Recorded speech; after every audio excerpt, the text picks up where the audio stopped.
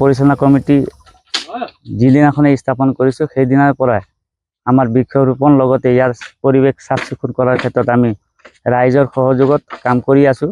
ইতিমধ্যে প্ৰায় আমাৰ 1000ৰ ওপৰত গছপুলি ৰোপণ কাৰ্যসূচী হৈ গৈছে আৰু ইয়াত আমাৰ বিধায়ক মহোদয়েও সহযোগিতা ৰাখিছে। তাৰ লগে লগে আমি 3 দিনমান আগতে আমি কন্যাকাৰ পৰা গছপুলি আনিছোঁ ইয়াত লগাবৰ কাৰণে।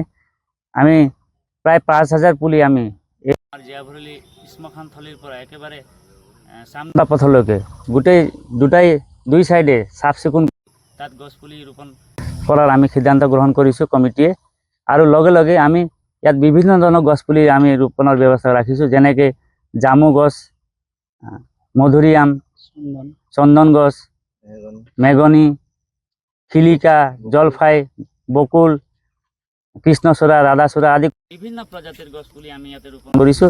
তাৰ যোগেতে ইয়াত যিটো আমাৰ পৰিৱেশ, এই পৰিৱেশ ধুনীয়া কৰিবলৈ আমি চেষ্টা কৰিছোঁ, যাতে এইটো স্মশানথলী নহয়, গোটেই নদুৱাৰ লগতে গোটেই অসমত এটা সুন্দৰ তাত ৰূপান্তৰণ কৰিব পাৰি।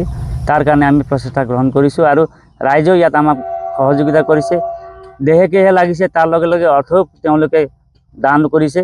আৰু এই ক্ষেত্ৰত আমাৰ বিধায়ক মহোদয়ৰ আমাৰ গোটেই ৰাইজৰ সহযোগিতা একেবাৰে উল্লেখযোগ্য। ইমানখিনি টুবুভঙা, নবিল, বগাবিল, আমাৰ সনামুখ,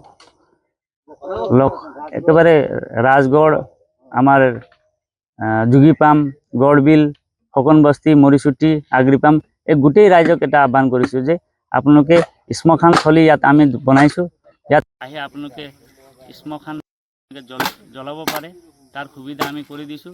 তাৰ লগে আপোনালোকে জ্বলাৰ লগে লগে জ্বলোৱা শেষ কৰি আপুনি চাফ চিকুণৰ ব্যৱস্থাটো আপোনালোকে কৰি দিব, যাতে ইয়াত পৰিৱেশ বেয়া নহয়।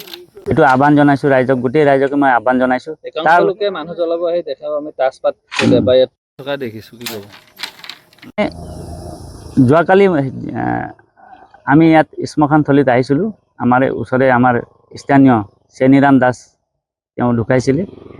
আমি আহিছোঁ, ৰাইজ ইয়াত গোট খাই আছিলে। তেখেতসকলক আমি আহ্বান জনাইছোঁ আপোনালোকে গোটেই পৰিৱেশটো যাতে ধুনীয়াকৈ চাফ চিকুণ কৰি ৰাখে, কিয়নো এইটো আমাৰ এদিনীয়া জাগা নহয়। আমি চিৰদিন আমি গোটেই মানুহ ইয়াতে, যেনেকৈ মানুহ মৰণশীল, এদিন চব মানুহ মৰিবই আৰু ইয়াত আহি আমি জ্বলোৱাৰ ব্যৱস্থা সবল হ'ব। সেই ক্ষেত্ৰত ৰাইজেও সহযোগিতা কৰিলে বিষয়টো ধুনীয়া হৈ থাকিব। আমাৰ জাগাটো চাফ চিকুণ হ'লে আমি সমাদৰ পাম। আৰু আমি সেইটোৱে এটা আমাৰ লক্ষ্য যে এই স্থানটো মৰাখালী বুলি কোনেও গণ্য নকৰে, এইটো আমাৰ স্বৰ্গৰ থলী, তালৈ ৰূপান্তৰণ কৰাৰ কাৰণে আমি ব্যৱস্থা কৰিছোঁ। তাৰ লগে আমি গোটেই ৰাইজক এটা আহ্বান কৰিছোঁ, আমাৰ টুবুভঙা, নবিল, বগাবিল ৰাইজক আহ্বান কৰিছোঁ যাতে ইয়াতে আহি আমাৰ যিটো দুই কাষে গছপুলি ৰোপণ কৰা আছে, আমাৰ ফল মূলৰ আদি কৰি মূল্যৱান গছপুলি আমি ৰোপণ কৰিছোঁ। অন্ততঃ 5 বছৰ আপোনালোকে ইয়াত গাই গৰু ইয়াত ওচৰত বান্ধাৰ ব্যৱস্থা নকৰিব, এইটো ৰাইজক কৰজোৰে আমি আহ্বান জনাইছোঁ। যদি তেনেকুৱা অৱস্থাত যদি ইয়াত দেখিবলৈ পাওঁ, আমি কমিটি আমি তেওঁলোকৰ জৰিমনাৰ কৰাৰ ব্যৱস্থা কৰিম। নহ'লে আমাৰ বৃক্ষৰোপণ যিটো কাৰ্যসূচী, মহৎ কাৰ্যসূচী, সেইটো ৰূপায়ণ কৰাত আমি অসমৰ্থ। সেই ৰাইজক আমি এতিয়া বিনম্ৰভাৱে আকৌ জনাইছোঁ যে গোটেই ৰাইজে এই ছাগলী আৰু গৰু ছাগলী ইয়াত আপোনালোকে নাবান্ধিব। আৰু যেতিয়ালৈকে পুলি ডাঙৰ নহয় তেতিয়ালৈকে আপোনালোকে গছপুলি নাই, এইটো মোৰ পৰা আপোনালোকক বিনম্ৰ আহ্বান জনাইছোঁ। ধন্যবাদ।